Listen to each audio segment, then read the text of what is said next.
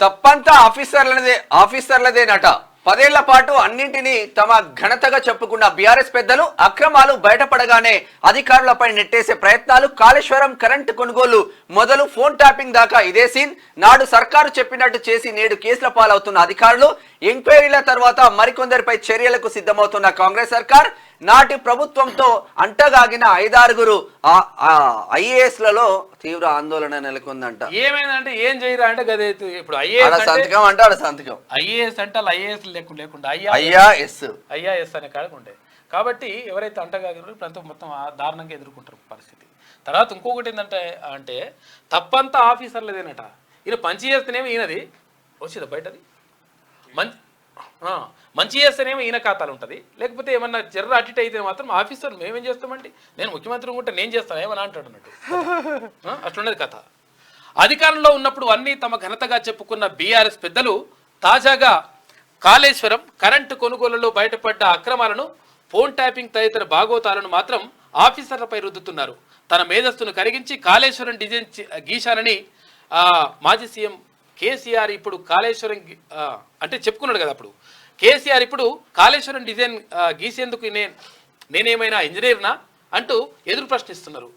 తాను దగ్గరుండి ఛత్తీస్గఢ్ అంటే ఒకసారి చూద్దాం, అది ఎక్కడ భారతదేశంలో ఎక్కడ కట్టలేదు కాదు, భారతదేశంలో ఎక్కడ పెట్టలేదు ఇటువంటి ప్రాజెక్ట్.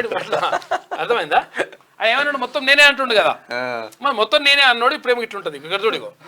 ఇన్నాళ్ళు చెప్పిన ఆయన నాటి విద్యుత్ కొనుగోలు ఒప్పందంతో తనకు ఎలాంటి సంబంధం లేదని, అంతా ఈఆర్సీ ఉన్నతాధికారులే చూసుకున్నారని చెప్తున్నారు. ఫోన్ ట్యాపింగ్ కేసు కూడా డిపార్ట్మెంట్ వ్యవహారం అంటున్నారు. అయితే 10 ఏళ్ల పాటు ప్రభుత్వాన్ని నడిపి కాళేశ్వరం నుంచి కరెంటు కొనుగోళ్ల దాకా, ధరణి నుంచి ఫోన్ ట్యాపింగ్ దాకా అన్ని తానే వ్యవహరించిన బీఆర్ఎస్ ముఖ్య నేతలు తీరా బయటపడుతున్న లోపాలకు, ఆరోపణలకు తమను బలిపశువులు చేయడాన్ని ఆఫీసర్లు జీర్ణించుకోలేకపోతున్నారు. ఇప్పటికే కాళేశ్వరం విద్యుత్ కొనుగోళ్లపై జ్యుడిషియల్ ఎంక్వైరీ మొదలై పలువురు ఉన్నతాధికారులకు నోటీసులు అందినటువంటి నేపథ్యంలో ఏమంటున్నారంటే, కాళేశ్వరం నేనే కట్టిన పెద్ద ఇంజనీర్ను అట్లా ఇట్లా రకరకాలుగా చెప్పేసిండు కదా.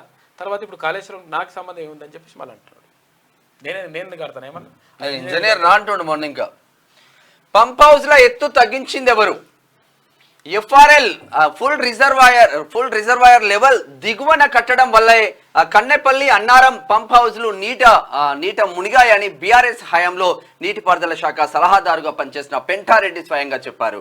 అన్నారం పంప్ హౌజ్ ను 131 మీటర్ల ఎత్తులో కట్టేందుకు అనుమతిస్తే 125 మీటర్ల ఎత్తులో, కన్నెపల్లి పంప్ హౌజ్ 126 మీటర్ల ఎత్తులో కట్టడానికి అనుమతిస్తే 120 మీటర్ల ఎత్తులో కట్టారని, దీనివల్ల 2022 జూలై 14న వచ్చిన గోదావరి వరదల్లో 2 పంప్ హౌజ్లు నీట మునిగాయని ఆయన అన్నారు. ఎత్తు తగ్గింపు నిర్ణయం కూడా అప్పటి ప్రభుత్వంలోని కీలకమైన నేత నుంచే వచ్చిందని ఆరోపణలున్నాయి. ఇప్పుడు దీనికి సైతం ఎవరిని బాధ్యులను చేస్తారోనని చర్చ.